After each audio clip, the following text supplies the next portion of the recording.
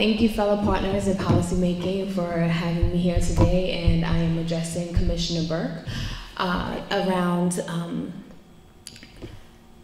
really asking a different kind of question. All too often, I know that at the end of the day, people stand here and talk to you for hours on end or in different conversations around the laws, the regulations, give you numbers and access to all that is wrong. I think sometimes it's really important to change the conversation. And the conversation that I want to talk about is expectations and values around people with developmental disabilities. I have a young son. He is an amazing little boy. He's 8 years old. He is in a fully included educational setting.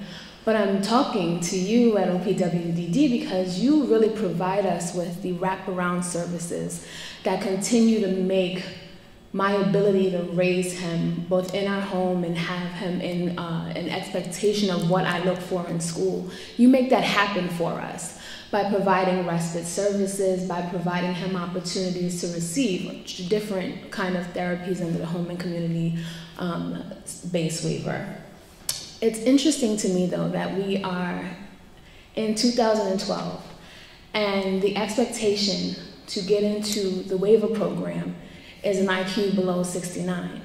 How is it that we're still having that conversation when we're also the same people who say intervening early is important, right? That the amount of services that we give to folks up front really should be raising the bar on expectations. So then we require them to access services because they have an IQ level below 69.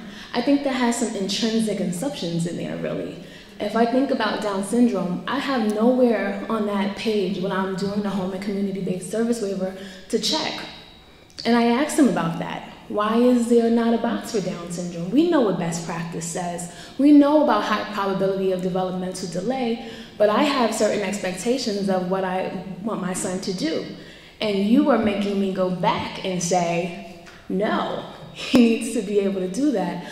He needs to not be able to achieve some things. He needs to be intellectually disabled. But I've done so much to make sure that he's not anymore.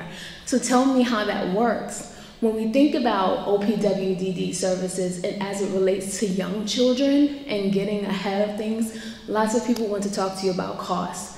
What I'm saying is if I have a son who is coming from early intervention, where is OPWDD? Most families don't know who you are. And when we talk about young kids who can't attend or sit down for more than 10 minutes, usually 3 or 4, that makes sense, whether you're typically developing or atypically developing. How then do we administer an IQ test and then want them to perform and have access to the services? So when you think about keeping children in their homes, when you think about high expectations, when we think about the things that we have invested in to move forward the agenda of people with disabilities being surrounded and included in their community, think about some of the policies in place that are also posing challenges. And if OPWDD really wants to be a lifespan agency, then you should probably be paying more attention to children who are under the age of 17, particularly children who are under the age of 5. And lots of your information doesn't reflect that. So I challenge you to ask different questions. I challenge you to reach out to families of children who have developmental disabilities who are younger, and really listen to them and begin a new conversation. Thank you.